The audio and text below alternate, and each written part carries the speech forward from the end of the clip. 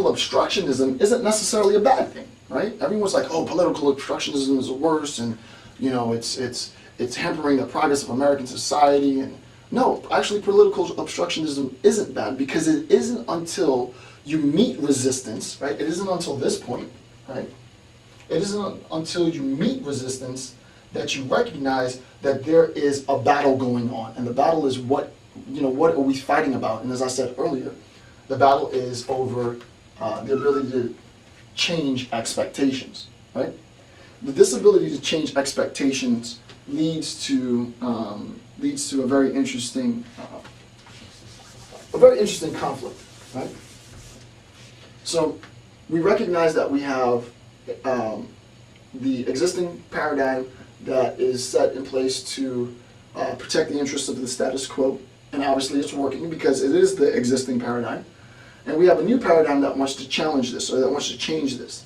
And in a best case scenario, what we're going to have is this. This is the best case scenario. So this is scenario 1, and it's the best case scenario. But there's also another alternative, right? The other alternative is that we have a new paradigm, the existing paradigm, and it's not going to be where we have this conjunction, right? This A and B. It's not going to be the case that B and A are going to share the same institution, right? That as far as institutional support, the institution can support both A and B. I didn't say it, but it's important to recognize that the institution, institution supports both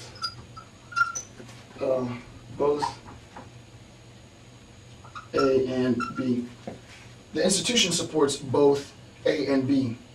It could be the case, and it's a much more difficult argument, if we recognize that the end result is going to be A or B, right? So that only one of these paradigms can occupy and can be supported by the institution. If what's being said is so vastly different, if there isn't a means to address the needs of the status quo currently, and a recognition that we need to change the expectations of the population, if it's just the case that we're going to preserve the status quo, right, nothing's going to change at all, or it's the case that since nothing's going to change, then we're going to have to destroy the existing paradigm, right, that the existing paradigm be completely subsumed, then what we recognize is that we're going to have just one circle. I mean, so this is the same as saying A or B, right? It's not going to be a combination of two. It's going to be, this is going to be the winner, or this is going to be the winner, right? This is what's best, right? Where we can take the benefits of the current paradigm and offer something that wasn't discussed in the current paradigm. And I gave you the example of pre-existing circumstances or pre-existing situations as an example of the status quo protecting sort of the integrity of the medical insurers, medical providers, by saying it's your responsibility to make sure that you have coverage, instead of talking about all of this grandiose theory, this huge concept. You just say, hey, listen, it's a pre-existing situation. The new paradigm is saying, listen, I understand the idea of pre-existing situations. I think that the label pre-existing situation works. It makes sense.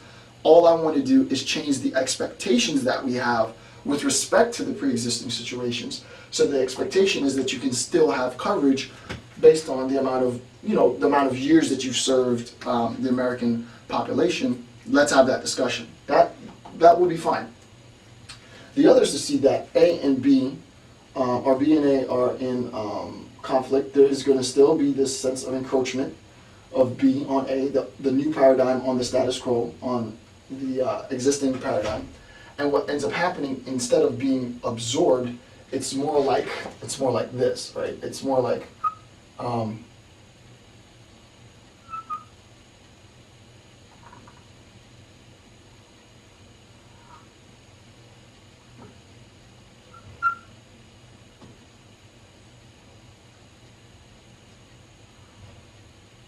So it's more like this, right? It's like B is approaching A, B is starting to flatten A. There's no, the institution is so rigid, right? And this is the institution, you should know that by now.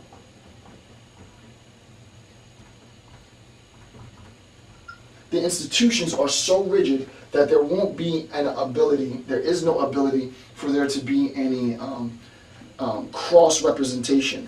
There won't be an ability for there to be any institutional agreement, right? The institutions are so rigid that this new paradigm is simply going to destroy, roll over, right? And this is the idea, you know, if you could animate it, it would be cool. This was A, right? This was A. A's been destroyed, it's been flattened, and sort of over, in a sense, like the body or the carcass of A is the new reigning institution B, right? And vice versa. This might try to roll over this. A is resilient enough and it can't, and then just A wins and so on. If we have a winner takes all idea, so this is winner takes all.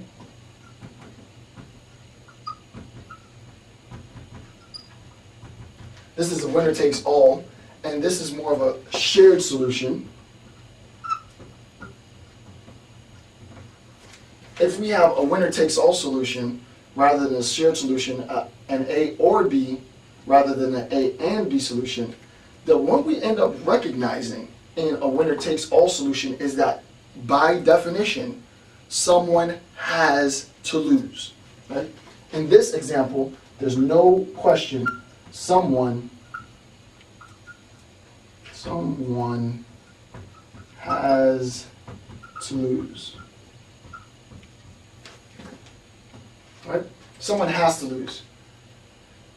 If the status quo is preserved, then there will be no change in expectation. The expectations cannot change by definition, right? Because it's the interest of the existing paradigm is to defend the status quo, right? So there can't be any change in expectation if A wins. If B wins, then all of those who were supported by the status quo, all of those who benefited by the status quo, and it's not just the insurance companies, it's far more complicated than that. All those who benefited by the status quo are now going to fail. What the best thing to do, I would argue, is to recognize that we need to arrive at a shared solution so that the previous status quo, or the existing status quo, and the expectations of the existing status quo can change, right? Because in a sense, all of this stuff is malleable. It's open to change. There's none of this that is any fact of the matter that is beyond change, right? This is all socially constructed anyway, right? So all we need to do is change the way that we interpret the problem. The important thing is, however, and this is what I haven't heard from either the right or the left, I haven't heard from anyone really, including the president and his administration, is what are the expectations that you, those in power, those who support the institution, those who create the institution, those of you who are the institution, what is it that you expect from the population?